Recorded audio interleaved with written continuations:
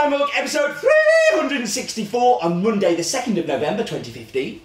I am still your host, Stephen Layton. Welcome to In My Mug, and welcome to the news! No, I don't know why I went, the news even. We really need to not make that a thing on here. We have enough with the 300... Anyway. You're watching this... or you may be watching it on the day while I'm doing it even, because we often release these on a Sunday, when I'm doing the New York Marathon. I'm doing the New York Marathon without any training, so I probably either didn't finish or in a great deal of pain right now. I haven't been able to run because I've been injured. Bad hamstring, bad chest, all the rest of that. But I will let you know in a couple of weeks how I got on. Yeah, not the cleverest thing I've ever done, but hey, yeah. What can you do? Thank you for the birthday wishes. I recorded this early in the week. I hope you gave me some birthday wishes. It was my birthday on Saturday. I tend not to like birthdays, but I'm really looking forward to this one in New York and having something different and yeah, being somewhere else. It's going to be lots of fun. And I've got a really good reservation on the Saturday night at Ivan Ramen, which I'm very much looking forward to. Going on my own, but your wishes kept me company while I was there, so thank you. I'm sure some of you will have seen on Facebook or on Twitter. So, yeah. Anyway, the Bolivians have landed. They are making a way to an In My Mug near you soon. We have got new crop Bolivians, which is always an exciting time of year. We're going to see a lot of them on In My Mug, so brace yourself. We've also got some new Brazils as well arrived. We've got Inglaterra coming back soon, so yes, that's exciting. So next weekend, the 8th and 9th of November, the 8th is going to be the Premier World Coffee Throwing Championships, which is going to be held at Cup North in Manchester, and the 9th is going to be a live Tamper Tantrum. If you go to cupnorth.co.uk for more info about buying tickets, come say hi to me, come say hello, and you can sign up for the Throwing Championships. You don't have to be a coffee professional to do it, so take a look at that too. And that was the news. So we should do Focus On, and this week we're going to do it on the El Salvadorian leaf rust crisis.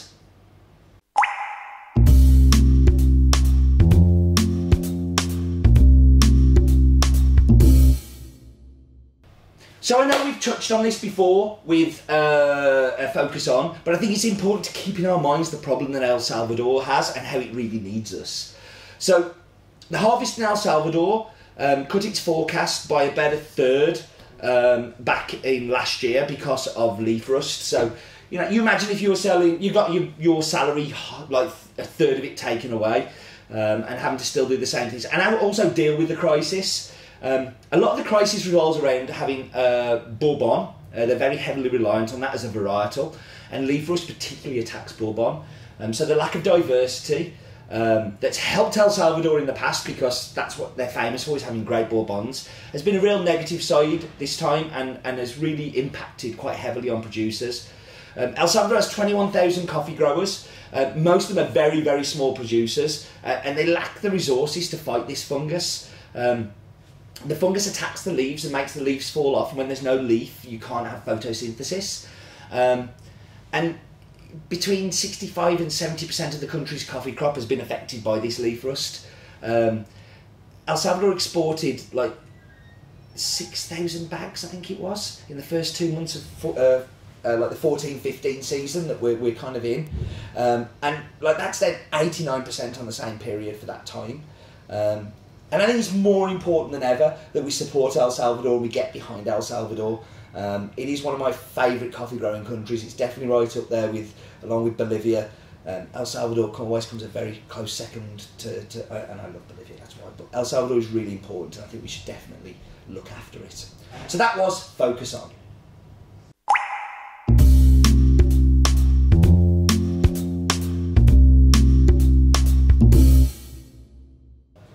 So this week's coffee comes from Finca San Jose in El Salvador, not to be confused with the San Jose in Nicaragua we had a few weeks ago, and is owned by the Rodriguez family, and is now in the hands of 4th and 5th generation coffee producers.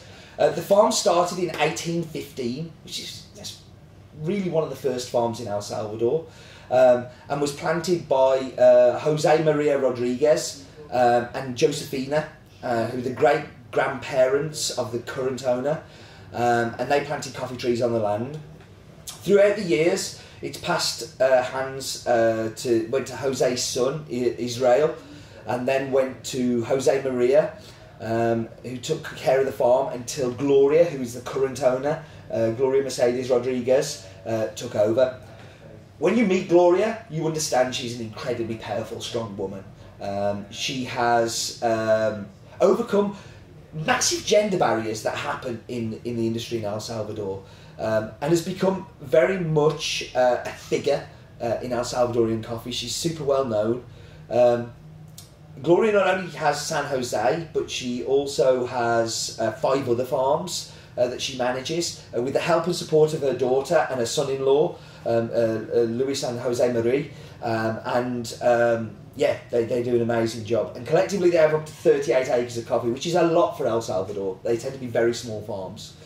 San Jose, this is the 4th year of us having it. I knew of it before because it's come up in Cup of Excellence. I think it was 2007 and 2009. And also did really well in the SCAA Coffee of the Year competition that they have. It's called something better than that, but in my head it's Coffee of the Year. And it just proves what a good job they're doing. They're consistently doing well in these competitions. It stands out as a stellar coffee.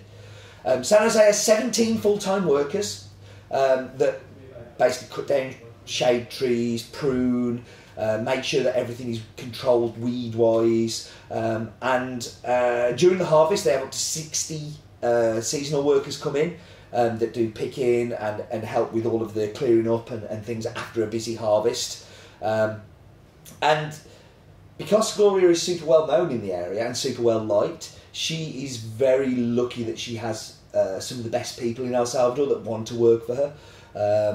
She believes in making people work hard, but when they work hard, they get extra. So she pays above 10% of the minimum wage, which is virtually unheard of on farms.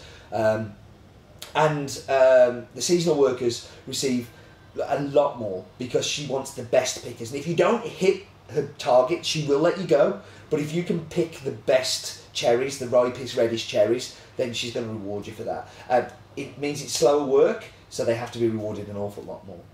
She also has a great manager in Antonio, who I met a couple of times, and he has been a farm manager for a super long time. He really has lots of experience and lots of knowledge that he's able to share, not only with the full-time workers, but also with the seasonal workers. He's really kind of quite hands-on and kind of gets his hands dirty as well, which again is quite unique for a farm manager. You tend to see them managing and not necessarily doing, but he's a bit of a doer as well. The altitude of the farm is 1,500 metres above sea level, and this is one of the Bourbon varietals that obviously had all of that leaf rust issue that we talked about in the Focus On. So another good reason to support this coffee. So the farm is in Apaneca, in the Archipan region. It has Bourbon, Typica and Elefante, which is a very unusual varietal that we also have on the site. 1,500 metres above sea level, and produces around about 75 bags a year, of which we buy half of. We'd probably like to buy more, but Gloria has some buyers that she has to support in the US as well. So we're very happy for her to do that. So we should go and do the map bit.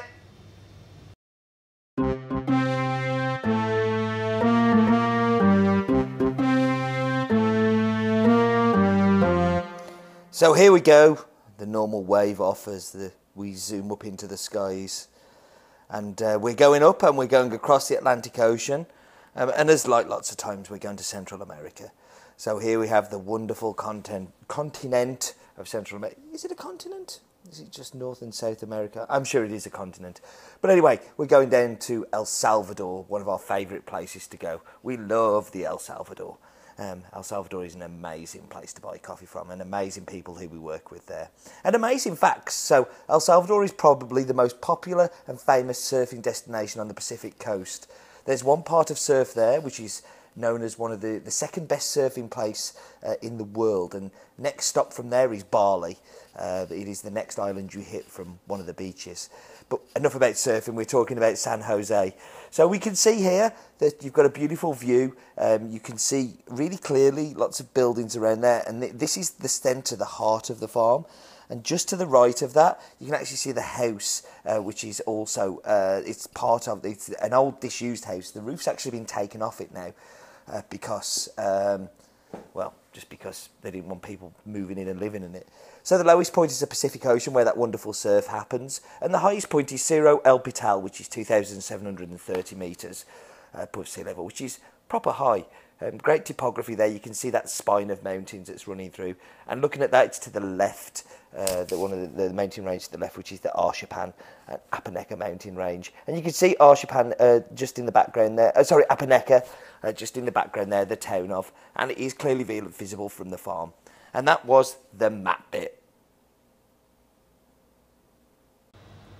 Map bit done. I guess all we've got left to do is Roland's daft fact of the week.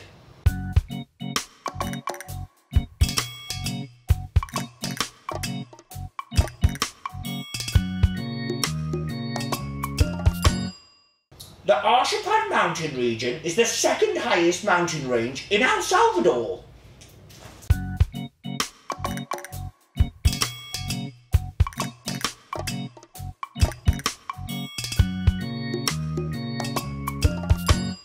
Wow, Roland's doing facts, real facts. Well done, Roland, yes, second highest. I don't know what the highest is, I should find that out, shouldn't I? Anyway, I'm going to whack you on pause. I'm going to go and get tasty, delicious drinks. Be back with you in just a second.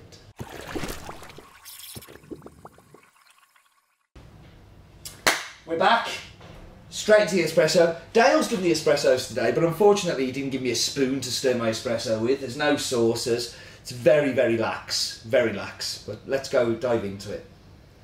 So the first thing you smell is, and this is a washed coffee, but it smells very cherry-like, which you normally find in a natural style of coffee. There's a real cherry smell coming off. And there it is, the most cherry cola espresso I've had for years. Year on year, it gives this really kind of similar cherry Coke, effervescent, it's alive, it's beautiful. It is really, really good. Into the cappuccino.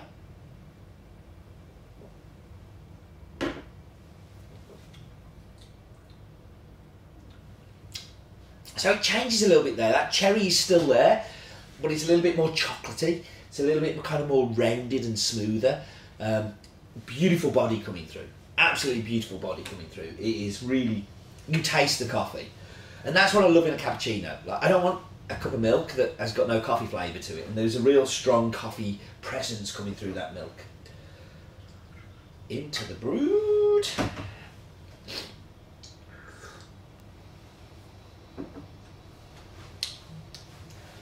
And if that tasted a cherry cola, that tastes more of cherry cola. It is amazing. But what I really notice is different to the espresso is the mouthfeel. It's thick and it's gloopy and it's sweet. It covers the mouth. Very powerful. Very, very delicious coffee. I know you're going to love this one. I very much like the feedback still. Thank you for those who've commented. Thank you for those who've emailed in and tweeted. I want you to continue to. If you don't, I'm going to stop doing these. And then we'll all be sad. I've been doing this for six years now. You don't want me to stop that habit, do you? So please, comments, questions even. I'd love to have some questions on anything like that. Again, thank you for the birthday wishes. I'm sure you sent them. And if you haven't, you can send one now. Yeah, I hope I survived the marathon. Because life's too short for bad coffee and not finishing the marathon.